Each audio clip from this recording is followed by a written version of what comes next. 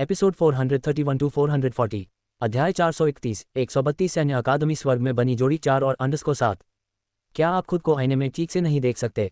क्या आपकी बेटी मास्टर यान के योग्य है? लेकिन उसने जोर से कहा कि यान भी 17 या 18 साल की है ना? मास्टर यान की ही उम्र की। वे दोनों एक दूसरे के लिए बिल्कुल सही लगते हैं। लेडी लिन ने तुरंत मुस्कुराते हुए जवाब दिया, सच में, मैं भी बिल्कुल यही सोचती हूँ। अन्य प्रतिष्ठित महिलाओं ने अपने होंठ सिकोड़ लिए लेकिन असहमति व्यक्त करने से परहेज किया। लेडी ही ने भौहें चढ़ाकर कहा, वह लड़की कुछ जानी पहचानी सी लग रही है, क्या वह तुम्हारी यूनिया नहीं है? यूनशु की मुस्कान थोड़ी फीकी पड़ गई, क्या ऐसा है? मैंने अभी ठीक से नहीं देखा। अगर वह यूनिया होती तो वह मुझे नमस्कार क्यों नहीं करती? इसलिए आपको जरूर कोई गलतफहमी हुई होगी।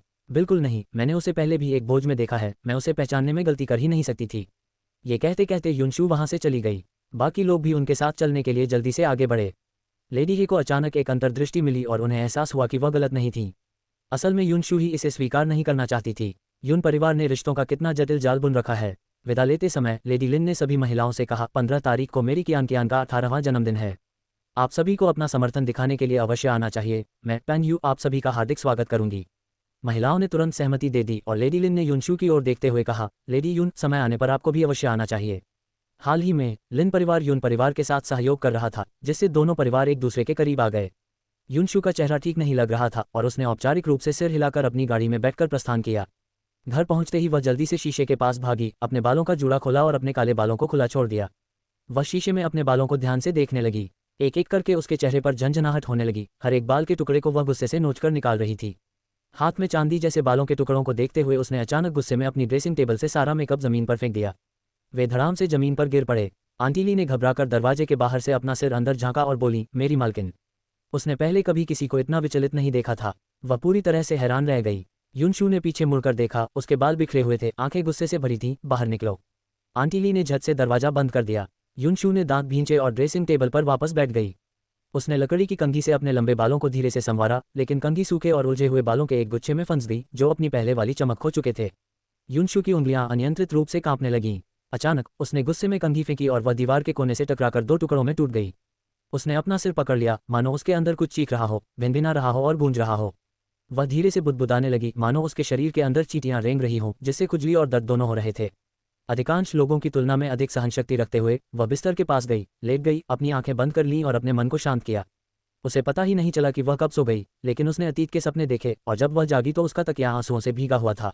उसे ऐसा लगा जैसे उसे अभी अभी पानी से बाहर निकाला गया हो। उसने कमजोरी से खुद को संभाला और नहाने के लिए बिस्तर से उठ गई। भरे हुए बाथटब के सामने उसने धीरे धीरे अपने कपड़े उतारे और नग्न अवस्था में टब में उतर गई। गर्म पानी ने उसके शरीर को घेर लिया और वह भरे बिना नहीं रह सकी। उसने अपना सिर बाथटब के किनारे पर टिका दिया। उसके हाथ लगातार उसके शरीर पर घूम रहे थे और वह बीच बीच में हल्की आहें भर रही थी। किसी बाहरी व्यक्ति के लिए यह दृश्य बिल्कुल चौंकाने वाला होता। लेडी यून, जो हमेशा इतनी गरिमा में और सुरुचिपूर्ण रहती थी, निजी जीवन में इतनी कामुक निकली। उसने बाथटब के तल पर एक जगह दबाई और अचानक बगल की दीवार से एक गुप्त डिब्बा खुल गया। यूनशु ने उसमें हाथ डालकर एक वस्तु निकाली। यह एक बेहद बारीकी से तैयार किया गया, सजीव दिखने वाला अंतरंग उपकरण था। इसका मोटा सिरा ही किसी की भी आंखें चौंधिया देने और दिल की धड़कन तेज कर देने के लिए काफी था। उस समय यूनशु का चेहरा, चाहे भाप के कारण हो या किसी और कारण से, असाधारण रूप से लाल हो गया था। उसकी आंखें नम और मोहक थीं। उसने उस वस्तु को अपने मुंह के पास लाया, उसे अपनी जीभ से चाटा, फिर धीरे से हंसते हुए उसे नीचे की ओर भेज दिया। उसने अपना सिर पीछे की ओर झुकाया, छत की ओर देखते हुए, और अचानक एक दबी हुई आह भरी। उसके शरीर में उठने वाली झुंझुनी भरी खुशी उसके दिल में उठ रही बेचैनी पर भारी पड़ गई और उसकी उंगलियां कसकर मुड़ गईं। यूनशु ने अपना पूरा जीवन केवल एक ही पुरुष के साथ बिताया था और उसी एक बार के संबंध के कारण वह यूनशेन से गर्भवती हुई और उसने उसे जन्म दिया। इसके अलावा उसने कभी किसी अन्य पुरुष को अपने शरीर को छूने की अनुमति नहीं दी। बीते वर्षों में अपनी हैसियत और रुतबे को देखते हुए युवा और बलवान पुरुषों को पाना मुश्किल नहीं होता और यहाँ तक कि प्रेमी बनाए रखना भी कोई समस्या नहीं होती। आखिर वह किस बात से चिपकी हुई थी, ये वह खुद ठीक से समझा नहीं पा रही थी। वह भी एक महिला थी जिसकी सामान्य जरूरतें थीं। छत की ओर देखते हुए उसका दिमाग बिल्कुल खाली था। धीरे धीरे उसके मन में एक चेहरा उभर आया। वह मुस्कुराई, फिर भी उसकी आंखों से आंसू बहते हुए नहाने के पानी में मिल गए, मानो उसी में समा गए हों। अपनी इच्छा में डूबी यूनशु को दरवाजे के धीरे से खुलने की आवाज सुनाई नहीं दी जब कोई अंदर घुस आया। यूया जूंग जियू के पास खड़ा था। यानसोंग को परीक्षा कक्ष में प्रवेश करते हुए देख रहा था। जुआंग शियू ने उसका हाथ थपथपाते हुए कहा, अगर आज दोपहर तुम खाली हो तो चाची के घर आ जाना, मुझे तुमसे बहुत सारी बातें करनी हैं। यूनिया ने आज्ञाकारी भाव से सिर हिलाते हुए कहा, ठीक है। उसने दोपहर का समय यान के घर पर बिताया, जहां उसे केवल स्नेह और खुशी का ही अनुभव हुआ। यूनिया और यान के सोफे पर सुस्ती से बैठकर टीवी देख रहे थे। यूनिया एक अमेरिकी ड्रामा देखना चाहती थी, लेकिन यान के ने बोनी बीएस देखने पर जोर दिया। यूनिया को बच्चों का कार्टून बिल्कुल पसंद नहीं था। ये तो 3 साल के बच्चों के लिए है, तुम तो 15 साल के हो, तुम्हें पता है ना। तो क्या हुआ अगर मैं 15 साल की हूँ? मुझे ये शो सबसे ज़्यादा पसंद है। क्या आपको शियोनेर बेहद प्यारी और नादान नहीं लगती? बेचारा गुआंग टू की आंख भी कितना बदनसीब है। दोनों ने रिमोट कंट्रोल को लेकर हंसी मजाक में हाथापाई की। आजीयू बैठक कक्ष के कालीन पर लेटी हुई थी। दोपहर की धूप धीरे धीरे अंदर आ रही थी। उसने अपनी आंखें सिकुड़ी, धीरे से म्याऊं किया और फिर धीरे धीरे उन्हें बंद कर लिया। मेरी भाभी बनने से पहले ही तुम मेरी भाभी की तरह बर्ताव कर रही हो, यानके ने बुदबुदाते हुए कहा और यूनिया ने झट से अपना मुंह ढक लिया। इसी समय जुआंग शियू धुले हुए अंगूर लेकर रसोई से बाहर निकलीं और उनकी घनिष्ठ मुद्रा को देखकर उन्होंने संतुष्टि भरी मुस्कान के साथ सिर हिलाया। रिश्ते बचपन से ही विकसित होते हैं और भले ही इसमें 10 साल की देरी हो गई हो, लेकिन अब शुरू करने में अभी भी देर नहीं हुई है। वे दोनों मानो स्वर्ग में बनी जोड़ी थे, एक सुनहरा लड़का और एक सुंदर लड़की। जुआंग शियू को अपने विचारों पर गर्व था। अध्याय 432 133 अतृप्त वासना एकमात्र मुक्ति अध्याय 5। शाम को जुआंग शियू ने स्वयं रसोई में जाकर यानसोंग के लिए परीक्षा के दौरान उसकी कड़ी मेहनत के पुरस्कार के रूप में एक स्वादिष्ट दावत तैयार की। समय लगभग हो जाने के कारण जुआंग शियू रसोई छोड़ने में असमर्थ थी, इसलिए उसने यानके और यूनिया से यानसोंग को लेने के लिए कहा। दोनों ने एक दूसरे की ओर देखा और सोफे से एक दूसरे की तेजी से उठ खड़े हुए। जुआंग शियू ने ये सब देखा और हंसते हुए अपना सिर हिलाए बिना नहीं रह सकी। तुम दोनों सचमुच बच्चों की तरह हो। आमतौर पर यूनिया काफी शांत दिखती थी, लेकिन असल में वह भीतरी तौर पर एक छोटी बच्ची थी जिसे खेलना और शरारत करना पसंद था। यान के लगभग उसकी ही उम्र की थी और जब वे दोनों एक साथ आए तो निश्चित रूप से उनके पास बातचीत के लिए कई सामान्य विषय थे। माँ, हम जा रहे हैं। अलविदा आंटी जुआंग। जब वे कार में बैठ गए तभी यान के ने पूछा, बहन यूनिया, मेरे भाई को लेने के लिए तुम इतनी तेजी से क्यों दौड़ी? यूनिया ने भौहें चढ़ाते हुए कहा, क्या आपने अभी मुझे भाभी नहीं कहा? बिल्कुल, मुझे अपना कर्तव्य निभाना चाहिए। यानके का गला रुंध गया और उसने कहा, सचमुच एक जैसे लोग एक साथ रहते हैं। कुछ देर बाद यानके फिर बोली, तुम्हें मेरा भाई इतना पसंद क्यों है? उसका स्वभाव बहुत गुस्सैल है, वो हमेशा लोगों को पीटने के लिए तैयार रहता है। मैं तुम्हें बता रही हूँ, उसमें हिंसा की प्रवृत्ति है। बेहतर होगा कि तुम सावधान रहो, कहीं वो भविष्य में तुम्हें नुकसान न पहुंचा दे। यूनिया ने खिड़की से बाहर आती धूप की ओर देखा। उसके होंठ हल्के से मुड़े हुए थे। ऐसा नहीं होगा, वह मेरे साथ बहुत अच्छा व्यवहार करता है, मेरे सिर के एक बाल को भी छूने को तैयार नहीं होता। अगर तुम्हारा भाई तुम्हें मारता है तो वह तुम्हारे भले के लिए ही होगा। क्या बिल्ली है? वह उसके भाई की सच्ची दीवानी थी, यहाँ तक कि उसे ये भी लगता था कि उससे मार खाना उसके भले के लिए ही था। ये देखकर हैरानी होती है कि वह ऐसा कह सकती थी। मेरा क्या, मैं इतनी कम उम्र में ही सेलो वादक बन चुका हूँ और भविष्य में सिडनी ओपेरा हाउस में एकल संगीत कार्यक्रम प्रस्तुत करूंगा, एक ऐसा सेलो वादक जो इतिहास रचेगा। यह मेरे भाई से कहीं बेहतर है, क्या आप मेरे बारे में विचार नहीं करेंगे? वह स्पष्ट रूप से कॉर्नर मारने की कोशिश कर रहा था। यूनिया ने हल्की सी मुस्कान के साथ कहा, मैं तुम्हारे भाई को तुम्हारी कही हर बात बिना एक शब्द छोड़े बता दूंगी। अगर वह मान जाता है तो मुझे कोई आपत्ति नहीं है। तुम तो निर्दयी हो, यानके ने सिर घुमाते हुए गुस्से से कहा। जैसे ही वे स्कूल के गेट पर पहुंचे, उन्होंने यानसोंग को ठीक समय पर बाहर आते देखा। कार में बैठने से पहले यानसोंग ने यानके को एक लात मारी और यानके ने आंखें घुमाते हुए अपने आप ही पीछे की सीट पर लुढ़क गई।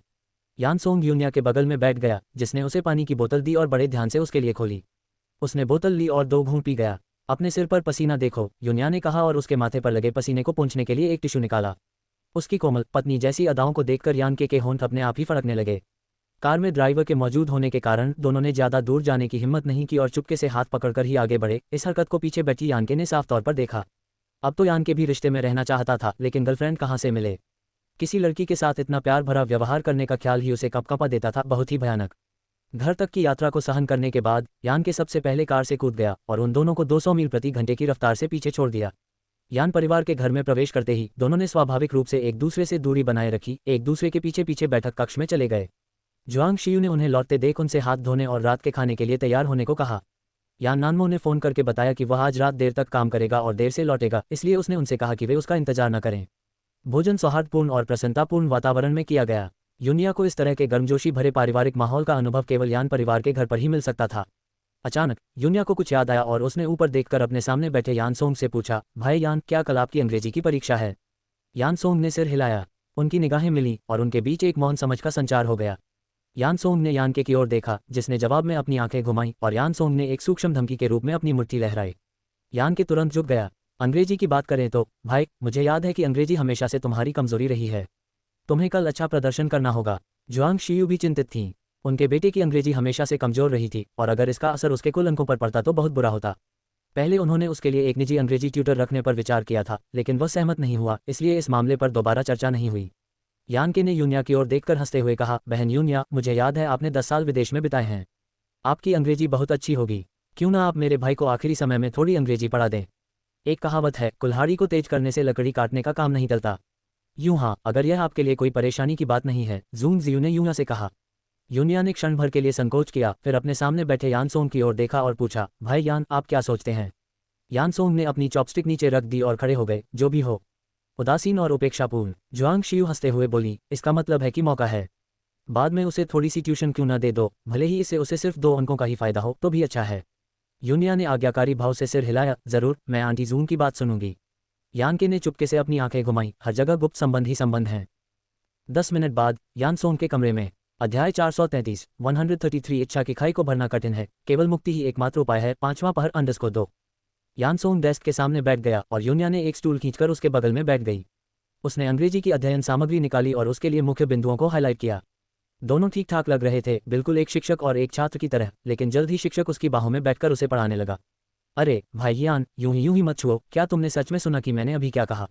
यान सोंग ने अपना चेहरा उसकी गर्दन में छिपा लिया और उसकी हल्की खुशबू को धीरे से सूंघा। मैंने तुम्हारे कहे हुए हर एक शब्द को साफ साफ सुना। तो क्या आप इसे मेरे लिए दोहरा सकते हैं? उसके मुंह पर तुरंत एक चुंबन का निशान बन गया। अंततः यूनिया उसकी बाहों में हौंकते हुए उसकी छाती पीटने लगी और बोली, तुम हमेशा इतने अनुचित क्यों रहते हो? यान सोंग ने उसका हाथ पकड़कर नीचे की ओर खींचते हुए कहा, मैं सचमुच बहुत परेशान हूं, मैं आपसे प्रतिबंध हटाने का अनुरोध करती हूं। यूनिया के गाल लाल हो गए। उसने उसे दिलासा देते हुए कहा, कोई बात नहीं, कोई बात नहीं, तुम्हें इसकी आदत हो जाएगी। यान सोंग ने एक गहरी आह भरी। आगे का रास्ता लंबा और कठिन था। वह सोचने लगा कि यह और कितना लंबा चलेगा। यूनिया के कान फड़फड़ाए और वह अचानक यान सोंग के आलिंगन से निकलकर तेजी से अपनी सीट पर जा बैठी और सामग्री में महत्वपूर्ण बिंदुओं को चिन्हित करते हुए बोली, इन 2 निबंध प्रश्नों को अच्छी तरह याद कर लो, इनके विषय हर साल शायद ही बदलते हैं। जब वह बात कर रही थी तभी बाहर से दरवाजा खुल गया। जुआंग शियू 2 कप गर्म दूध लेकर अंदर आए। उन दोनों को गंभीरता से पढ़ाई करते देख उसने राहत भरी मुस्कान बिखेरी। बिना उन्हें परेशान किए दोनों कप दूध उनकी मेजों पर रख दिए और फिर मुस्कुराते हुए धीरे से कमरे का दरवाजा बंद करके चली गई। उसके जाते ही यान सोंग ने अपना लंबा हाथ बढ़ाया और एक बार फिर यूनिया को अपनी बाहों में भर लिया। यूनिया ने घबराहट से दरवाजे की ओर देखा। अगर आंटी जूंग इस समय वापस आ गईं तो उन्हें उनके गुप्त प्रेम प्रसंग का पता चल जाएगा। वास्तव में ये बहुत ही रोमांचक था। तुम्हें किस बात का डर है? मेरी माँ को सब पता है और सब ठीक है। यान सोंग ने धीरे से उसकी पीठ थपथपाई। यूनिया ने ऊपर उसकी ओर देखते हुए कहा, भाई यान, आप लोग बहुत ही सरलता से सोचते हैं। अगर आप सचमुच ऐसा सोचते हैं तो आप मुझे नुकसान पहुंचा रहे हैं। यान सोंग ने भौहें चढ़ाईं। मैं भला तुम्हें कैसे नुकसान पहुंचा सकता हूं? तुम किस बारे में बात कर रहे हो? यूनिया ने अपनी आंखें बंद कर लीं और उसकी बाहों में सिमट गई। अगर तुम सच में मेरी परवाह करते हो तो हम अभी आंटी जून को नहीं बता सकते। हमें सही समय का इंतजार करना चाहिए, ठीक है? यान सोंग ऐसे जटिल मामलों से निपट नहीं सकता था, मुख्य रूप से इसलिए क्योंकि वह महिलाओं के बीच के इन घुमावदार तरीकों को नहीं समझता था और वह बहुत छोटा भी था जिसमें जीवन के अनुभव की कमी थी। फिर भी उसने यूनिया के अनुरोध पर सहमति जताते हुए कहा, ठीक है, मैं तुमसे वादा करता हूँ। अंत में किसी तरह वे बिस्तर पर लुढ़क गए। दरवाजा खुला था, इसलिए कोई भी किसी भी समय अंदर आ सकता था। यूनिया घबराहट से पसीने से तरपीट के साथ एक प्रेम प्रसंग का रोमांच महसूस कर रही थी, लेकिन यही तनाव और उत्तेजना थी जिसने उन्हें विशेष रूप से उत्तेजित कर दिया और हालात लगभग बेकाबू हो गए। यान के कुछ देर तक दरवाजे के बाहर खड़ा रहा, कान दरवाजे से सटाकर, लेकिन दुर्भाग्य से उसे कुछ सुनाई नहीं दिया। हालांकि वह आसानी से समझ गया कि अंदर उन दोनों के बीच कुछ अच्छा नहीं चल रहा था। उसे बस यही उम्मीद थी कि वे उसके अजीव को खराब न कर दें। उस रात यूनिया यान परिवार के घर पर उसी कमरे में रुकी जिसे जुआंग शियुए ने उसके लिए आरक्षित रखा था। नहाने के बाद यूनिया बड़े से पलंग पर लेट गई। उसके होंठों के कोने खुशी से ऊपर की ओर मुड़ गए। इस जगह ने पहली बार उसे घर जैसा एहसास दिलाया। अचानक उसे कुछ याद आया और उसने युनशेन को फ़ोन करने के लिए अपना फ़ोन निकाला। उसने बताया कि वह यान परिवार से मिलने आई थी और लेडी यान ने उसे रात रुकने के लिए कहा था। चूंकि काफ़ी रात हो चुकी थी इसलिए उसने रुकने का फैसला किया और युनशेन को फ़ोन करके सूचित किया था कि वह चिंता न करे। ऐसा इसलिए था क्योंकि उसे युनशेन से किया गया वादा याद था कि अगर वह भविष्य में रात को घर नहीं लौटेगी तो वह उसे सूचित कर देगी। लगभग 10 बज रहे थे और युनशेन अभी अभी एक डिनर पार्टी से बाहर आया था। उसे हल्का नशा था। उसने फ़ोन का जवाब देने के लिए वॉशरूम जाने का बहाना बनाया। बैंकिंग नियामक आयोग के अध्यक्ष शौचालय जाने के लिए बाहर आए और उन्होंने उन्हें फ़ोन पर बात करते हुए देखा। मुस्कुराते हुए उन्होंने उनके कंधे पर थपथपाते हुए कहा, राष्ट्रपति युन, क्या आपकी पत्नी आपका हालचाल पूछने आई थी? युनशेन ने सहज रूप से जवाब दिया, मेरी बेटी। दूसरे पक्ष ने कुछ देर रुककर मुस्कुराते हुए कहा, राष्ट्रपति युन की बेटी वाकई बहुत विचारशील हैं। युनशेन का चेहरा एक पल के लिए सख्त हो गया, फिर वह मुड़ गया, संक्षेप में बोला और कॉल काट दिया। वह कुछ देर तक चुपचाप खड़ा रहा जब तक कि यान यूजेन उसे ढूंढने नहीं आ गई। उसने गहरी सांस ली और वापस मुड़कर अपने निजी कमरे में चला गया। यूनिया ने डिस्कनेक्ट हुई कॉल को देखते हुए धीरे से उपहास किया। योजक चिन्ह योजक चिन्ह योजक चिन्ह। यान सोंग की 2 दिन परीक्षा थी और यूनिया दोनों दिन उसके साथ रही। इन 2 दिनों के दौरान वह यान परिवार के घर पर रुकी, वहीं खाना खाया, यान सोंग के साथ गुप्त प्रेम प्रसंग में लिप्त रही और यानके के साथ हंसी मजाक में झगड़े करती रही। कुल मिलाकर उसने काफ़ी आरामदायक और सुखद जीवन व्यतीत किया। यान सोंग की परीक्षा समाप्त होने के बाद जूंग जियू ने घर पर एक भव्य भोज का आयोजन किया। यूनिया, जिसने कभी शराब को हाथ भी नहीं लगाया था, उसने भी थोड़ी सी पी ली। वह ऐसी शख्सियत थी जो शराब की एक बूंद भी बर्दाश्त नहीं कर सकती थी, क्योंकि एक घूंटी उसके सिर पर चढ़ जाती थी और थोड़ी देर बाद उसे चक्कर आने लगे।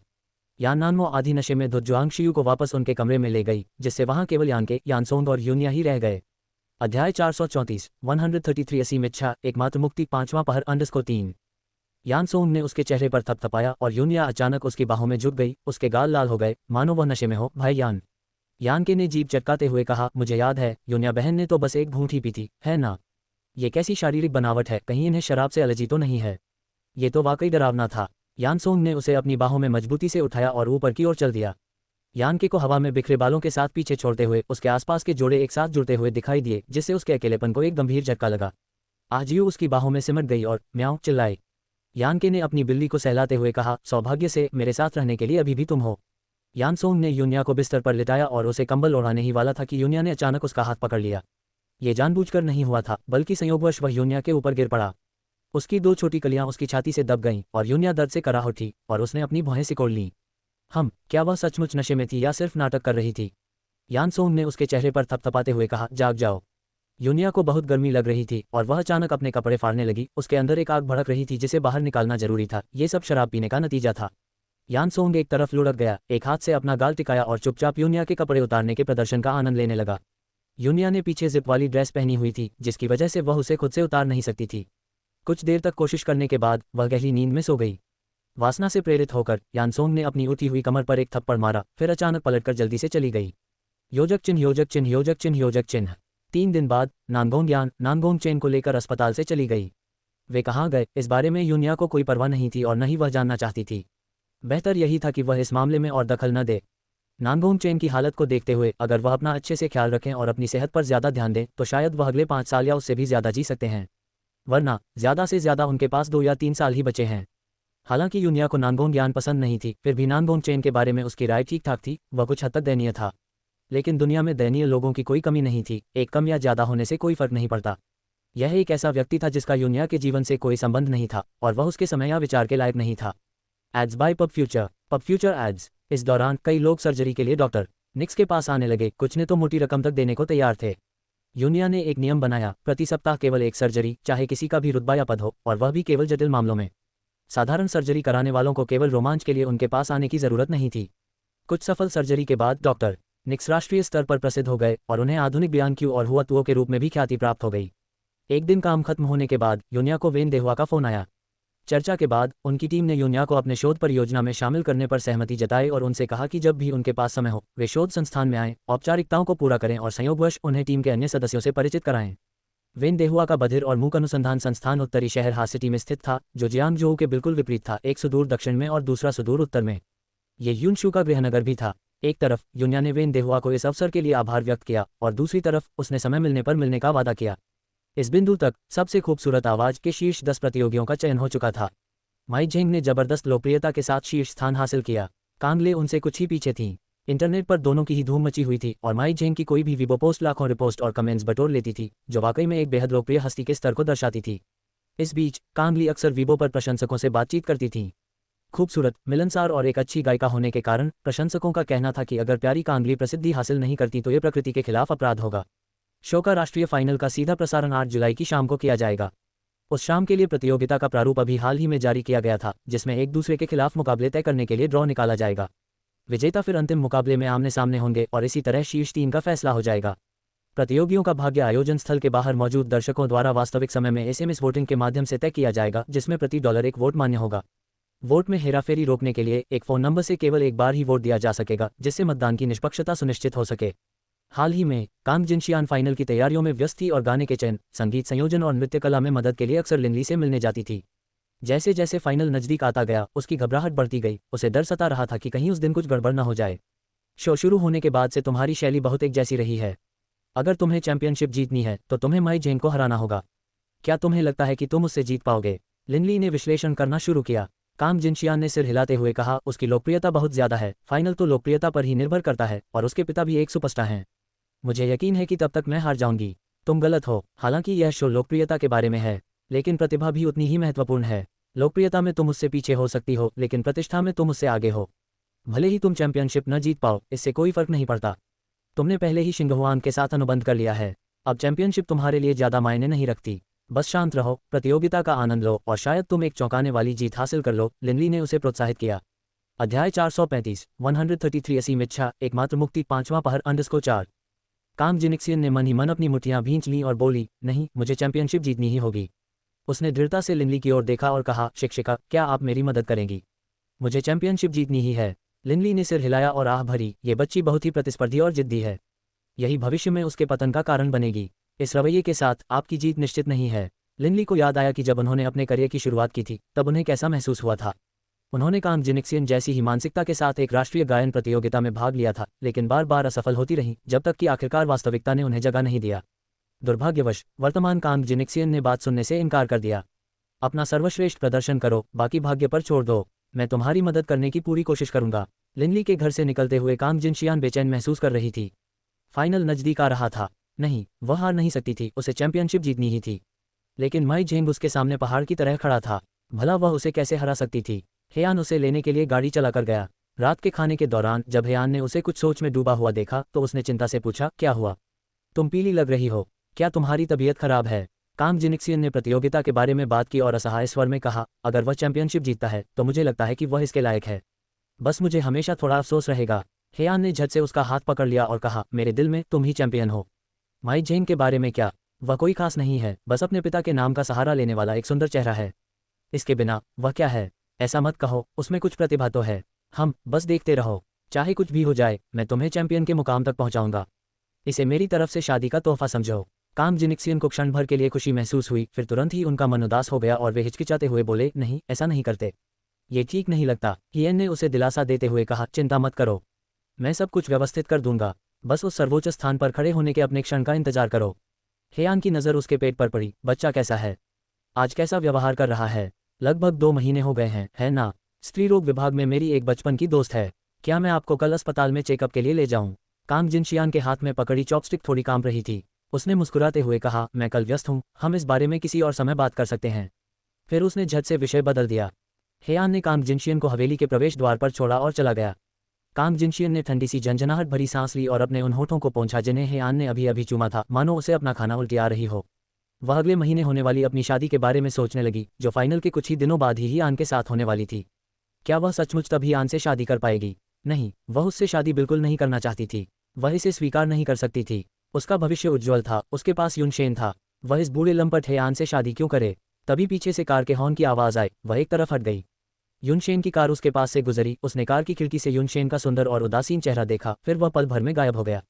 Ads by PubFuture ads. भाई, वह कुछ कदम तक कार के पीछे दौड़ी, लेकिन कार धीमी नहीं हुई। पीछे केवल उसके दूर जाते हुए पिछले हिस्से का निशान ही दिखाई दे रहा था। काम जिनक्सियन को थोड़ा निराशा महसूस हुई। उस फोन कॉल के बाद से उसने युनशेन को घर पर बहुत कम देखा था, और जब भी देखा तो वह उसके साथ ठंडा व्यवहार करता था। साथ ही हेयान के साथ रहने और शरीर पर चोट के निशान होने के कारण वह रात में युनशेन के साथ बिस्तर पर जाने की हिम्मत नहीं कर पाती थी। पिछले कुछ दिनों से उसने हेयान को उसे छूने भी नहीं दिया था। आज रात ठीक रहेगा, है ना? ये सोचकर अचानक उसके मन में उत्साह उमड़ आया और उसने अपनी गति बढ़ा दी। युनशेन ने आज रात कुछ ज्यादा ही पी ली थी। बैठक में प्रवेश करते ही उसने अंकल फैंग से पूछा, माँ कहाँ है? अंकल फैंग को खांसी आए, उनकी आंखें थोड़ी झपकी। इतनी देर रात तक तो मैडम को सो जाना चाहिए था। युनशेन ने अपना सिर हिलाया और अचानक युनशू के कमरे की ओर चल पड़ा। दरवाजा दरअसल अंदर से बंद था और युनशेन ने उस पर जोर जोर से दस्तक देना शुरू कर दिया। माँ, दरवाजा खोलो। कुछ देर बाद नाइट गाउन पहने युनशू ने दरवाजा थोड़ा सा खोला और बाहर देखते हुए भौहें चढ़ाकर बोली, तुमने फिर से शराब पी ली। अंकल फैंग, इन्हें वापस इनके कमरे में ले जाओ, आराम करने दो। आधी रात को इतना शोर क्यों मचा रहे हो? वह दरवाजा बंद करने ही वाली थी कि अचानक युनशेन ने दरवाजा धक्का देकर खोला और अंदर घुस आया और दरवाजा जोर से बंद कर दिया। युनशू का चेहरा रोशनी में एक पल के लिए सख्त हो गया, फिर उसने भौहें चढ़ाकर ठंडे स्वर में कहा, तुम क्या कर रहे हो? वापस बिस्तर पर जाओ। माँ, युनशेन नशे में था और बहुत असहज महसूस कर रहा था, लेकिन उसे समझ नहीं आ रहा था कि वह किससे बात करे। उसे लग रहा था कि वह सिर्फ युनशू से ही बात कर सकता है। तुमने तब ऐसा क्यों किया था? क्यों? उसने आरोप लगाते हुए अपनी बात शुरू की। युनशू अचंभित रह गई, फिर उसने ठंडे लहजे में कहा, तुम नशे में हो? युनशेन ने कड़वाहट से हंसते हुए कहा, हाँ, मैं नशे में हूँ। जब मैं पूरी तरह से मदहोश हो जाता हूँ तभी मुझमें आपके सामने खड़े होने की हिम्मत आती है। मैं आपका बेटा हूँ, आपका अपना बेटा। आप मेरे साथ ऐसा व्यवहार क्यों करते हैं? PubFuture ads. अध्याय 436 133 इच्छा की खाई को भरना कठिन है, केवल मुक्ति ही एकमात्र उपाय है। 5वां पहर _5। उसके चेहरे पर बहुत पीड़ा थी। क्या तुम्हें पता है, मुझे एक बार शक हुआ था कि मैं तुम्हारा जैविक पुत्र नहीं हूँ। जब मेरे मन में यह विचार आया तो मुझे शर्म नहीं बल्कि आश्चर्य हुआ। मैंने व्यर्थ ही सोचा कि शायद कोई चमत्कार हो जाए, इसलिए मैंने चुपके से हम दोनों के बाल लेकर डीएनए परीक्षण करवाया। युनशु की आंखें अचानक सिकुड़ गईं और वह अविश्वास भरी नजरों से उसे देखने लगी। युनशेन ने व्यंग्यपूर्वक हंसते हुए कहा, माता पिता होने की संभावना 99.999% है। हा हा हा हा, हम माँ बेटे हैं, माँ बेटे। लेकिन आखिर तुम्हारे जैसी क्रूर और निर्दयी माँ क्यों है? तुमने मेरे जन्म के समय मेरा गला क्यों नहीं घोंट दिया? थप्पड़। युनशु ने गुस्से से कांपती उंगलियों के साथ उसके चेहरे पर जोर से थप्पड़ मारा। उसके गाल तेजी से ऊपर नीचे हो रहे थे, रोशनी में पीले और भयावह लग रहे थे। क्या आपको एहसास है कि आप कितनी बकवास कर रहे हैं? थप्पड़ से युनशेन थोड़ा होश में आया और उसने सोचा, अब वह यूनिया को कुछ हद तक समझ गया है। उसकी माँ भी ऐसी ही थी और यूनिया का पिता भी उसके जैसा ही था। सच में, खून में कुछ ऐसा होता है जिसे बदला नहीं जा सकता। यूनिया को दोष देने का उसे क्या अधिकार था? आखिरकार वह तो बस एक बेचारा बच्चा था। मैंने इन शब्दों को इतने लंबे समय तक अपने दिल में दबाए रखा है। मैं पागल होने वाला हूँ, मैं अब और बर्दाश्त नहीं कर सकता। अगर मैं ऐसे ही सहता रहा तो पागल हो जाऊंगा। उसने अचानक दर्द से कराहते हुए अपने बाल पकड़ लिए। युनशु ने आह भरी, शेन शेन, तुम नशे में हो। जब नींद उतरेगी और सुबह उठोई तो तुम्हें आज रात कही गई बातों पर पछतावा होगा। वापस जाओ। माँ ऐसा दिखावा करेगी जैसे उसने कुछ सुना ही नहीं। पछतावा? युनशेन को नहीं पता था, वह इतना ही जानता था कि इस समय उसे कोई पछतावा नहीं था। तभी अचानक एक हल्की सी आवाज़ सुनाई दी। युनशेन ने थोड़ा सा भौहें सिकुड़ी और ऊपर क्लोकर रूम की दिशा में देखा। युनशु ने उसे धक्का देते हुए कहा, मैं सोने जा रही हूँ, क्या तुम जल्दी वापस नहीं आ रहे हो? युनशेन ने अपने होंठ सिकुड़े और अचानक युनशु को धक्का देकर क्लोकर रूम की ओर बढ़ गया। रुको, तुम यहीं रुक जाओ। युनशु उसका पीछा नहीं कर पाए और जोर से चिल्लाए, लेकिन दुर्भाग्य से युनशेन ने उसकी बात बिल्कुल नहीं सुनी। क्लोकर रूम के प्रवेश द्वार पर खड़े होकर अंदर की हर चीज स्पष्ट रूप से दिखाई दे रही थी। युनशेन अचानक एक भयावह हंसी हंस पड़ा। उसने अपना सिर घुमाया और युनशु की ओर देखा। युनशु उस नज़र से दंग रह गई। शेन शेन, गलतफहमी मत पालें, बात वो नहीं है जो आप सोच रहे हैं। माँ, भले ही मैं तुमसे नफरत और डरती हूँ, कभी कभी मैं तुम्हारी तारीफ भी करती हूँ। मैंने हमेशा सोचा है कि तुम एक तरफा प्यार करने वाली औरत हो, जिसने पूरी जिंदगी उस आदमी के लिए खुद को बचा कर रखा। तुम सच में पवित्रता के लिए पदक की हकदार हो। लेकिन अब तुम मुझे बीमार कर देती हो। तुम मुझे सच में बीमार कर देते हो। युनशु का चेहरा पहले तो एकदम पीला पड़ गया, फिर तूफानी आसमान की तरह काला हो गया। युनशेन ने उसकी तरफ एक नज़र भी नहीं डाली, मुड़ी और तेजी से कमरे से बाहर निकल गई। धड़ाम, दरवाजा जोर से बंद हो गया। युनशु लड़खड़ा गई, फिर दोबारा लड़खड़ा गई। उसके पैर जवाब दे गए और वह बिस्तर के पास गिर पड़ी। क्लोकर रूम से एक परछाई झांकी, फर्श पर बैठी युनशु पर एक नज़र डाली और होंठ सिकोड़ते हुए बोली, शूर, मुझे माफ करना, मैंने तुम्हें परेशानी दी। चिंता मत करो, मैं युनशेन को समझा दूंगी और उसे तुम्हारे बारे में गलतफहमी नहीं होने दूंगी। युनशु ने ठंडी हंसी हंसते हुए कहा, क्या तुम्हें लगता है कि वह इस बात पर विश्वास करेगा? देर रात को एक पुरुष और एक महिला अकेले बेडरूम में और क्या कर रहे होंगे? सु एंटोंग ने जमीन पर घुटनों के बल बैठी व्याकुल महिला को देखा और खुद को रोक नहीं पाए और उसके पास जाकर बैठ गई, झुककर उसे गले लगा लिया। युनशु ने अचानक उसे धक्का देते हुए कहा, मुझसे दूर हो जाओ। चौंक कर सु एंटोंग जमीन पर गिर पड़ा। उसने दुखी भाव से युनशु की ओर देखा और बोला, शूर। युनशु अचानक आसमान की ओर देखकर हंस पड़ी। उसकी हंसी भयावह और शोकपूर्ण थी, जिससे रोंगटे खड़े हो गए।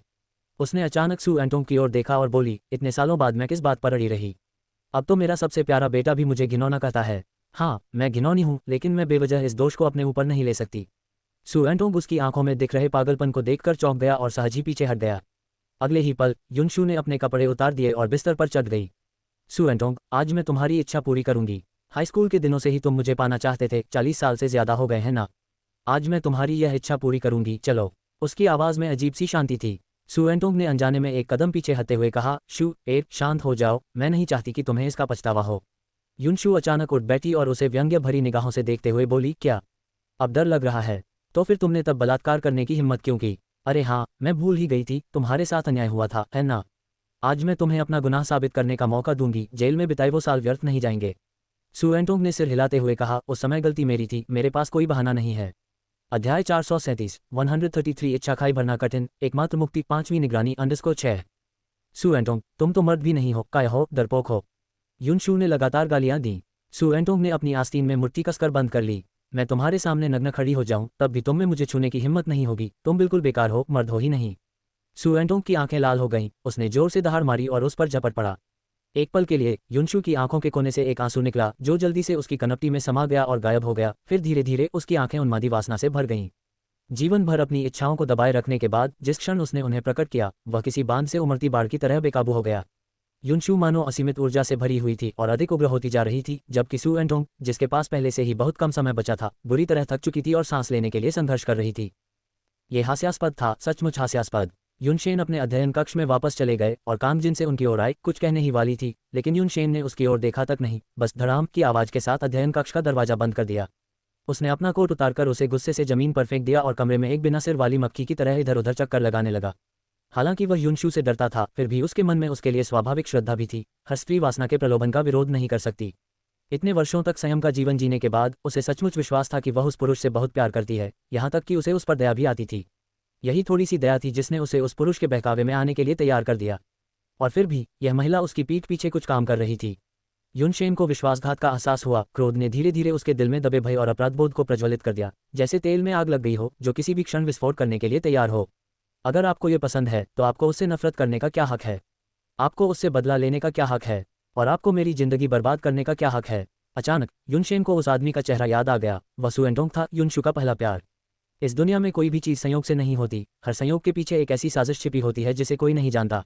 व्यापारी होने के कारण वह सतर्क हो गया था। उसके मन में एक अटकल थी, एक पागलपन भरा और साहसी अनुमान। उस क्षण वह स्तब्ध और प्रसन्न दोनों था। यही उसका उद्धार था, उसका एकमात्र मौका था। जीवन उतार चढ़ावों से भरा है। उसे उम्मीद थी कि ईश्वर उसकी दिल की पुकार सुनेगा और उसके लिए कोई चमत्कार कर देगा। काम जिनिक्सियन आधी रात को चुपके से अध्ययन कक्ष में गई, लेकिन इस बार उसने चुपचाप दरवाजा खोला और अंदर गई तो उसने देखा कि खिड़की के सामने एक लंबा व्यक्ति खड़ा है। पता नहीं वह कितनी देर से वहां था, जिससे एक ठंडी उदासी और अकेलापन झलक रहा था। उसका दिल 100 गांठों में उलझ गया और वह उसकी ओर बढ़ी। अचानक युनशेन मुड़ा, जिससे काम जिनिक्सियन चौंक गई। उसने युनशेन की आंखों में पहले कभी ऐसी निर्मम दृष्टि नहीं देखी थी। उसकी पुतलियों की गहराई में एक बर्फीली खाई थी जिसमें गर्माहट का कोई निशान नहीं था, जिसने पल भर में उसका दिल जमा दिया। भाई भाई, उसने सहज भाव से पुकारा। यहाँ से चले जाओ। ये 4 ठंडे शब्द उसके पतले होठों से निकल गए। काम जिनशियान का दिल जोर से धड़कने लगा जब वह उसकी ओर बढ़ी। भाई, मैंने तुम्हें बहुत याद किया है, कृपया मुझे दूर मत धकेलना, ठीक है? अगर तुम नहीं जाओगे तो ठीक है, मैं चला जाता हूँ। युनशेन ने अपना कोट उठाया और कमरे से बाहर निकल गया। इस समय उसे दिखने वाली हर महिला नकली और घृणित लगती थी। वह एक पल के लिए भी उन्हें देखना बर्दाश्त नहीं कर सकता था। काम जिनशियान एक पल के लिए स्तब्ध रह गई, फिर अचानक युनशेन की पीठ पर कूद पड़ी। उसे पकड़ने के बाद उसके शरीर को गर्म होने का समय भी नहीं मिला था कि युनशेन ने उसे धक्का देकर दूर कर दिया। उसे इस बात की परवाह नहीं थी कि वह जमीन पर गिर गई और उसका हाथ छिलकर खून से लथपथ हो गया। वह बस मुड़ा और निर्दयी भाव से चला गया। काम जिनशियान को यकीन नहीं हो रहा था, आखिर उसके भाई को क्या हो गया था। उसका मिजाज कुछ दिनों से ठीक नहीं था। क्या इसका कारण ये था कि उसने उसकी सलाह नहीं मानी और प्रतियोगिता से हट गई? ऐसा ही होना चाहिए। वह जल्दी से उसके पीछे गई, समझाने की चाह में, लेकिन गलियारे में उसकी आकृति कहीं भी दिखाई नहीं दी। पिछली बार गर्भावस्था के दौरान काम जिनसे को जब तकलीफ हुई थी, तब से उसके पेट में लगातार दर्द के दौरे पड़ते थे और वह रात को सो नहीं पाती थी। बाहर कुछ आवाज़ सुनकर वह उठ बैठी, दरवाज़ा खोला और कोने से युनशेन की परछाई गायब होते हुए देखी। वह इतनी रात को कहाँ जा रहा था? अब युनशेन पर उसकी कोई उम्मीद नहीं बची थी। अब उसकी एकमात्र उम्मीद उसके गर्भ में पल रहे बच्चे से ही थी। फिर उसने काम जिनिक्सियन को अध्ययन कक्ष से बाहर भागते हुए देखा और अनजाने में भौहें चढ़ाते हुए कहा, आजियान, आप इस समय अध्ययन से बाहर क्यों आ रहे हैं? उसने सावधानी से पूछा। काम जिनशियान ने जल्दी से खुद को संभाला और मुस्कुराते हुए कहा, क्या यह आखिरी दौर नहीं है? मैं चाहती थी कि मेरा भाई प्रतियोगिता में अच्छा स्थान पाने में मेरी मदद करे, लेकिन उसे एक फ़ोन आया और वह जल्दी से निकल गया। लगता है सेक्रेटरी यान का फ़ोन था। बहन, क्या तुम्हें लगता है कि भाई सेक्रेटरी यान से मिलने गया होगा? एक ही वाक्य से उसने सफलतापूर्वक काम जिनसे का ध्यान भटका दिया। उसके दांत कसकर भींचे हुए थे। यह जरूर वही कुतिया होगी। अध्याय 438 133 असीम इच्छा, एकमात्र मुक्ति, 5वां पहर, 7। काम जिनशियान की आंखों में व्यंग्य की चमक थी, लेकिन उनके चेहरे पर चिंता झलक रही थी। उन्होंने कहा, बहन, तुम गर्भवती हो और अपने पति की सेवा नहीं कर सकती, इसलिए ये स्वाभाविक है कि वह अपनी ज़रूरतों को पूरा करने के लिए दूसरी महिलाओं की तलाश करे। लेकिन क्या तुम जानती हो, प्राचीन काल में वैद्य पत्नी गर्भावस्था के दौरान अपने पति के साथ बिस्तर साझा नहीं कर सकती थी। तब पति को रखेलों के बीच बांट दिया जाता था और पत्नी हताशा में अपना रुमाल भी चबा ले कुछ नहीं कर सकती थी। हालांकि बाद में उन्होंने पति का स्नेह बनाए रखने का एक तरीका खोज निकाला। काम जिनसे की आंखें चमक उठीं और उसने अचानक काम जिनशियान का हाथ पकड़ लिया। कौन सा तरीका? हल्की सी मुस्कान के साथ काम जिनशियान के होंठ थोड़े से मुड़े। ये पति के सामने एक जवान, अधिक सुंदर स्त्री को पेश करना है, फिर उस स्त्री के शरीर का उपयोग करके उसके मन और मन दोनों को अपने वश में करना है। स्त्री का जीवन पूरी तरह से आपके नियंत्रण में है, इसलिए उसके विश्वासघात की चिंता करने की कोई आवश्यकता नहीं है। इसके विपरीत, जो भेड़ियों को फंसाने का साहस नहीं कर पाते, उन्हें संतान नहीं मिलती। बहन, आपने इतने सारे राजमहल के नाटक देखे हैं, फिर भी आपको ये सरल सिद्धांत समझ में क्यों नहीं आता? काम जिनसे हिचकिचाया, लेकिन ये तरीका कारगर नहीं होगा। आधुनिक युग प्राचीन युग जैसा नहीं है, जहां मानव जीवन को खरपतवार की तरह निष्फल समझा जाता था। यह विधि बिल्कुल अव्यवहारिक है। मैंने सब कुछ कह दिया है, अब फैसला तुम्हारा है। बस इंतजार करो और रोना जब सेक्रेटरी यान भाई को तुमसे छीन ले जाए। जम्हाई लेते हुए, मैं थक गई हूँ, पहले सो जाती हूँ। बहन, तुम भी आराम कर लो। ये शब्द कहने के बाद वह मुड़ी और अपने कमरे में वापस चली गई। काम जिनसे दरवाजे पर खड़ी रही, एक पल के लिए हिचकिचाई। काम जिनशियान के शब्दों ने उसके मन में उथल पुथल मचा दी थी और वह काम जिनशियान से पूछने वाले अपने सवालों को पूरी तरह से भूल गई थी। उसका दिमाग इस कदर भ्रमित था कि इसमें कोई आश्चर्य की बात नहीं है कि उसकी भूमिका काम जिनिक्सियन ने निभाई। इस बार युनशू विशेष रूप से उग्र थी, पूरी रात रुकी नहीं और सू एंटोंग काफी देर पहले बेहोश हो गई, फिर होश में आई और फिर से बेहोश हो गई। उसका शरीर अब इस तरह की लगातार यातना को सहन नहीं कर सकता था, ये लगभग उसकी मृत्यु के करीब था। सुबह हुई और सूरज की पहली किरण पर्दों को भेदकर कमरे में फैल गई।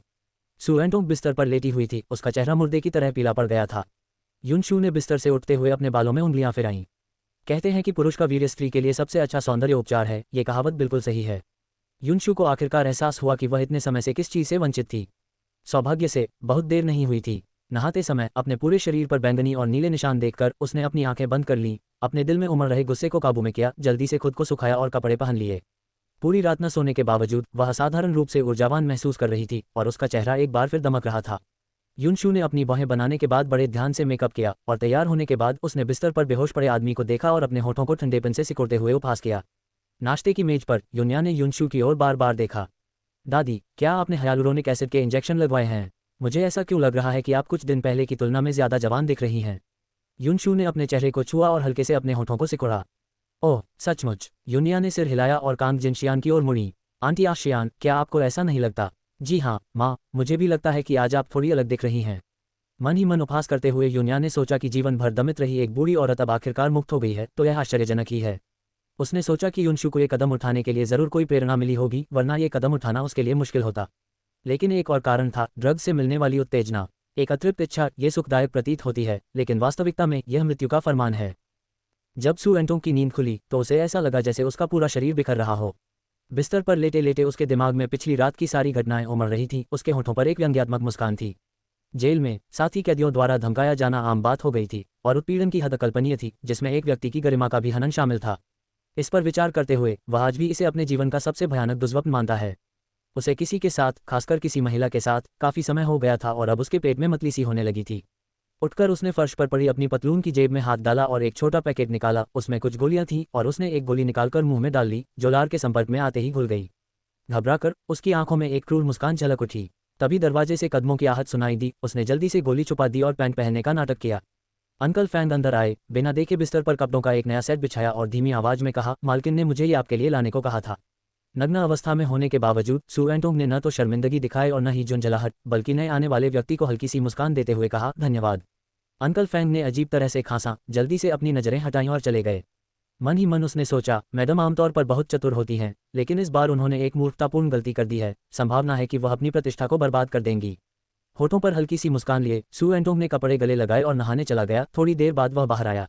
उसी समय युनशू ने भी अपने बेडरूम का दरवाजा खोला और अंदर चली गई। जैसे ही उनकी निगाहें मिली, सू एंटोंग के होंठ थोड़े से खुल गए और 50 या 60 के दशक के एक व्यक्ति के चेहरे पर शर्म की एक झलक देखकर वह काफी मासूम लग रहा था। शुएं, कल रात के बारे में? कल रात क्या हुआ? युनशू ने अपनी भौहें ऊपर उठाईं। उसका चेहरा सौम्य था, लेकिन उसकी आंखों में एक बर्फीली खाई थी। अध्याय 439, 134 एक दूसरे के विरुद्ध हो जाना, पुल पार करने के बाद उन्हें जला देना। सू एंटोंग कुछ देर रुक गई। उसे विश्वास नहीं हो रहा था कि उसका व्यवहार इतनी जल्दी कैसे बदल गया था। कल रात से मैं ऐसे बर्ताव कर रही हूँ जैसे कुछ हुआ ही नहीं, और मैं पहले से ही बहुत आभारी हूँ कि आपने मुझे आश्रय देने की इच्छा दिखाई। मैं यहाँ और नहीं रुक सकती और आपको परेशान नहीं कर सकती, उसने जाते हुए कहा। क्या तुम मौत को गले लगाने जा रहे हो? युनशू के पतले होंठ एक ठंडी चाप में मुड़ गए। सू एंटोंग के कदम थोड़े लड़खड़ा गए। लेकिन मैं अब आपको और परेशान नहीं कर सकता, युनशू ने ठंडी सी आवाज में कहा। तुमने मुझे पहले ही परेशान कर दिया है। अब ये कहने में बहुत देर हो चुकी है क्या? क्या पुरुष वाकई जानवरों से भी बदतर होते हैं? पैंट पहनते ही सब कुछ भूल जाते हैं। उसने अपना हाथ उठाकर कनपटी पर बिखरे बालों को हल्के से छुआ। एक साधारण सी हरकत में असीम आकर्षण था। पीछे झुकते ही उसका सुडौल शरीर पूरी तरह से नजर आ गया, जो किसी के भी दिल की धड़कन बढ़ा देने के लिए काफी था। सू एंटोंग ने मुश्किल से अपनी निगाहें उससे हटाते हुए कहा, तुम्हारा क्या मतलब है? युनशू ने मोहक अंदाज में हंसी। उसने धीरे से अपने बालों में लगी हेयरपिन निकाली और पल भर में उसके काले बाल लहराने लगे, जिससे उसका चेहरा और भी अधिक आकर्षक और मोहक लगने लगा। उसने उंगली मोड़कर कहा, इधर आओ। जैसे किसी जादू के असर में आकर सू एंटोंग अजीब तरह से उसके पास पहुंचा। युनशू अचानक हंस पड़ी। तुम कितने मूर्ख दिख रहे हो। उसने हल्की सी आह भरी। कल रात तुम्हारा पहला अनुभव था, है ना? सू एंटोंग की पुतलियां अचानक सिकुड़ गईं और उसने अपनी आस्तीन के नीचे रखे हाथ को मुट्ठी में कस लिया। युनशू ने उसे अपनी ओर खींचा और कामुक निगाहों से उसे देखते हुए अपनी उंगलियों को उसके कपड़ों पर फेरते हुए कहा, इसमें कोई हैरानी की बात नहीं कि तुम कई बार रास्ता नहीं ढूंढ पाए। मुझे पता था तुम्हारे दिल में सिर्फ मैं ही हूँ। उसे यह निरर्थक व्यवहार बंद कर देना चाहिए था, लेकिन न जाने क्यों जब भी वह उसे देखती, उसकी नसों में खून खौलने लगता, उसकी त्वचा में असहनीय झुंझुनी होने लगती और ऐसा लगता जैसे कोई छोटी चींटी उसके दिल में सुरंग बना रही हो, जिससे उसे बहुत तकलीफ होती। केवल उसके करीब जाने से ही यह एहसास दूर होता था। हालांकि उसने खुद को रुकने के लिए कहा, उसे रुकना ही होगा। इतने वर्षों से उसने जिस आत्मसंयम को रोक रखा था वह अब खत्म हो चुका था। भोर से लेकर आकाश में चांद निकलने तक सू एंटोंग को ऐसा लग रहा था मानो वह मरने वाला हो। वह अपने ऊपर लेटी उस महिला को देखता रहा जो लगातार उत्तेजित अवस्था में थी। उसकी आंखें हरी थीं और मंद रोशनी में उसका चेहरा भूतिया पीला पड़ गया था। जी मिचलाने लगी। चरम सुख का नाटक करने के लिए मजबूर होना पड़ा और फिर भी यह कष्ट थमने का नाम नहीं ले रहा था। वह बहुत लंबे समय से कैद में था। बाहर अंकल फैंग बेचैनी से इधर उधर टहल रहे थे। पूरा दिन बीत गया था, मैडम अभी तक बाहर क्यों नहीं आई? अंदर से रुक रुक कर शर्मनाक आवाज़ें आ रही थीं जो लगातार तेज धीमी होती जा रही थी, कभी बंद नहीं हो रही थीं। अपनी उम्र के बावजूद श्रीसू के तौर तरीके वाकई लाजवाब थे, यहाँ तक कि हमेशा से निर्मल और कम इच्छा रखने वाली श्रीमती जी भी उन पर मोहित हो गईं। चाचा फैंग भी उनकी प्रशंसा किए बिना नहीं रह सके। कांग जिनसे अपनी उलझन के बावजूद कुछ गड़बड़ महसूस कर रही थी और मन ही मन उस बूढ़ी सीप को फिर से जवान होने के लिए कोस रही थी। सचमुच बेशर्म। लेकिन अब केवल युनशू ही उसकी रक्षा कर सकती थी, इसलिए उसने अनदेखी करना ही बेहतर समझा। वैसे भी क्या इस घर में उसकी कोई चलती भी थी? आधी रात के सन्नाटे में अपने नीचे बेहोश पड़े आदमी को देखते हुए युनशू ने अपनी गर्दन झटक दी, बिस्तर से उठी और बिना कुछ पहने बाथरूम में चली गई। जब वह नहा रही थी तो शरीर पर पानी पड़ने से वह बुरी तरह कांप उठी, फिर झुंझुनी सी महसूस होने लगी। वह धीरे से कराहते हुए नीचे झुक गई, उसका शरीर बेचैनी से मरोड़ रहा था। यह असहनीय था। उसकी नज़र मेज पर रखी छोटी कैंची पर पड़ी जिसका इस्तेमाल बाल काटने के लिए किया जाता था। उसने उसे उठाया और गुस्से में अपनी बांह पर वार किया। तुरंत ही तेज दर्द ने उसके शरीर में हो रही खुजली को शांत कर दिया, जिससे उसने राहत की सांस ली। पानी में मिला हुआ खून जमीन पर बह रहा था और धीरे धीरे मिटते हुए बह गया। कपड़े बदलने के बाद उसने दरवाजा खोला और बाहर कदम रखा। अंकल फैंग तुरंत उसके पास आए और बोले, मैडम आपका खाना तैयार है। युनशू ने उदासीनता से सिर हिलाया और भोजन कक्ष की ओर चल पड़ी। अंकल फैंग ने उस पर कई बार नजर डाली। हालांकि वह बेहद खूबसूरत लग रही थी, लेकिन उसकी आंखों के नीचे काले घेरे साफ दिख रहे थे। उन्हें गहरा सदमा लगा। उसने जल्दी से अपना सिर नीचे कर लिया। बैठक कक्ष में युनशू चुपचाप खाना खा रही थी। कुछ निवाले खाने के बाद उसकी भूख खत्म हो गई और उसने चाची ली से कहा, मेरे लिए एक कप चाय बना दो। आंटी ली ने ऐसा करने में जल्दी की। जब उसने सुगंधित गुलदाउदी की चाय की चुस्की ली तभी उसकी आंखें आराम से बंद हुईं और उसे ऐसा लगा जैसे वह हवा में तैर रही हो। आंटी ली और अंकल फैंग ने एक दूसरे की आंखों में हैरानी देखकर एक दूसरे की ओर देखा और चुपचाप अपने सिर नीचे कर लिए। शेनशेन कहाँ है? क्या वह आज रात वापस आ गया? मालिक वापस नहीं लौटा है। उसे फ़ोन करो और बताओ कि मैं बीमार हूं और वह तुरंत मेरे पास वापस आ जाए। आंटी ली ने फ़ोन किया और संदेश को हुबहू सुनाया। युनशेन ने सिर्फ इतना कहा कि अगर बीमार हो तो अस्पताल चले जाना, वह व्यस्त है, और फिर फ़ोन काट दिया। अध्याय 440 134 झगड़े संबंध तोड़ना _2।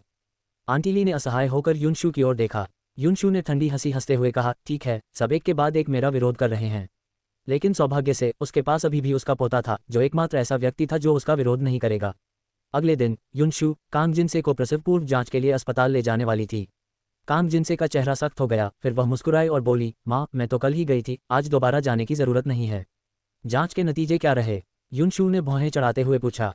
कांग जिनसे अपने कमरे में वापस गई और थोड़ी देर बाद बाहर आकर बोली, मुझे नहीं पता मैंने उन्हें कहाँ फेंक दिया, मुझे अभी वे मिल नहीं रहे हैं, लेकिन कोई बात नहीं, उन्होंने कहा कि बच्चा काफ़ी अच्छे से विकसित हो रहा है। युनशू और भी कुछ कहना चाहती थी, लेकिन उसी क्षण आंटी ली अपना मोबाइल फ़ोन लेकर आ गईं। युनशू ने फ़ोन नंबर पर एक नज़र डाली, अपनी आंखें सिकुड़ी और भोजन कक्ष से बाहर जाने के लिए उठ खड़ी हुई। कांग जिनसे ने राहत की सांस ली, फिर उसे यह जानने की उत्सुकता हुई कि आखिर कौन फ़ोन कर रहा था जिसकी वजह से युनशू इतनी घबराई हुई लग रही थी। कुछ ही देर बाद युनशू अपना बैग लेकर हड़बड़ी में दरवाजे से बाहर निकल गई। अब घर पर सिर्फ कांग जिनसे ही बचा था, और हाँ, युनशू का पुराना प्रेमी भी, लेकिन वह व्यक्ति कभी अपने कमरे से बाहर नहीं निकलता था और कोई न कोई हमेशा उसके लिए खाना पहुंचाता था। ऊब के मारे कांग जिनसे ने टेलीविज़न चालू किया और देखना शुरू कर दिया। संयोग से वह कांग जिनशियान के कार्यक्रम का पुनः प्रसारण था और कांग जिनसे विशेष रूप से कांग जिनशियान के आने का इंतजार कर रही थी। ये पहली बार था जब उन्होंने कांग जिनशियान को गाते हुए देखा था और उन्हें ये स्वीकार करना पड़ा कि उनकी आवाज़ वाकई मनमोहक थी। इसमें कोई आश्चर्य नहीं कि प्रशंसकों और मीडिया ने उन्हें परी गायिका का नाम दिया। जिस आत्मविश्वास और सहजता के साथ वह मंच पर खड़ी थी वह बेहद आकर्षक था। एक और कांग जिनसे को संतुष्टि महसूस हो रही थी, वहीं दूसरी ओर उसके पेट में बेचैनी भी हो रही थी। उसकी पहले की शर्मीली और साधारण बहन अचानक इतनी असाधारण कैसे हो गई? वह इतनी उत्कृष्ट थी कि हमेशा गर्व करने वाली बड़ी बहन को थोड़ी जलन महसूस हुई। उसकी मानसिकता को समझते हुए वह कड़वी हंसी हंसे बिना नहीं रह सकी। अपनी छोटी बहन से भी ईर्ष्या करना सचमुच निराशाजनक था। आंटी ली, जो उसके लिए संतरा छील रही थी, बोली, मिस आशियान दिन ब दिन और भी खूबसूरत होती जा रही हैं। उनकी आंखें और भौहें बिल्कुल मिस कांग जैसी हैं। वाकई वे बहनें बनने के लायक हैं। कांग जिनसे ने भौहें चढ़ाईं। वह बचपन से ही बेहद खूबसूरत थी और आसपास के गांवों में उसकी खूबसूरती का बोलबाला था। लेकिन आशियान जन्म से ही झुर्रियों वाली और छोटी आंखों वाली थी, उसे बिल्कुल भी सुंदर नहीं माना जाता था। इसके अलावा हालांकि वह और आशियान बहनें थीं, लेकिन उनके पिता एक नहीं थे। जियांग चुन ने पहले उसके पिता से शादी की थी और फिर जब वह 8 साल की थी तब उसके पिता की एक कार दुर्घटना में मृत्यु हो गई। मुआवजे की बड़ी रकम उसके पिता के रिश्तेदारों ने बर्बाद कर दी और उसे और उसकी विधवा मां को घर से निकाल दिया गया। बाद में उन्हें एक दयालु विदुर ने अपने घर में पनाह दी, जो आज शियान के पिता थे। यह आदमी उसके और जियांग चुन के साथ अच्छा व्यवहार करता था, उसे अपनी बेटी की तरह प्यार करता था और वह मन ही मन इस आदमी को अपना जैविक पिता मानती थी। हालांकि जब आज जियान 2 साल की थी तब उस आदमी को एक आवारा कुत्ते ने काट लिया। रेबीज से उसकी अचानक मौत हो गई और उसके बाद उसकी माँ ने कभी दोबारा शादी नहीं की और वहीं रहती रही। एक दिन उसे एक राज पता चला। इसके परिणामस्वरूप उसका अपनी माँ से जबरदस्त झगड़ा हुआ और वह घर छोड़कर जियांगजोऊ में अपना नया रास्ता बनाने निकल पड़ी। पहले तो वह अपनी माँ से बेहद नफरत करती थी, लेकिन बाद में जिंदगी के और अनुभव मिलने पर वह उसे समझने लगी। आखिर एक औरत होने की बेबसी तो थी ही, और भला उसे अपनी माँ को दोष देने का क्या हक था। आखिरकार आज यान भी एक बेचारा बच्चा था। वह अपनी बहन से ईर्ष्या कैसे कर सकती थी। अगर उसकी बहन अच्छा कर रही थी तो उसे भी सफलता का लाभ मिलता। वास्तव में वह तो अपनी बहन की सफलता से ही ईर्ष्या करती थी। इन विचारों के साथ उसने अपना सिर हिलाया और खुद पर हंस पड़ी, खड़ी हुई और आराम करने के लिए अपने कमरे में वापस चली गई। बिस्तर पर लेटी हुई वह करवटें बदलती रही, नींद नहीं आ रही थी। उसने अपने बगल वाली मेज के गुप्त खाने से कुछ कागज निकाले, परीक्षा के परिणाम देखे और एक गहरी आह भरी। उसकी चिंता उसके माथे पर साफ झलक रही थी। कोई भी रहस्य हमेशा के लिए छिपा नहीं रह सकता और देर सवेर सामने आ ही जाएगा। उसे क्या करना चाहिए? चिंताओं से भरी हुई दोबारा लेटते हुए वह आखिरकार बेचैन नींद में डूब गई। उसे ऐसा लग रहा था जैसे वह कुछ बहुत महत्वपूर्ण भूल गई हो। आखिर वह क्या था? सपने में उसने अपने करियर की शुरुआत ही की थी और एक ऐतिहासिक महल नाटक में अभिनय किया था।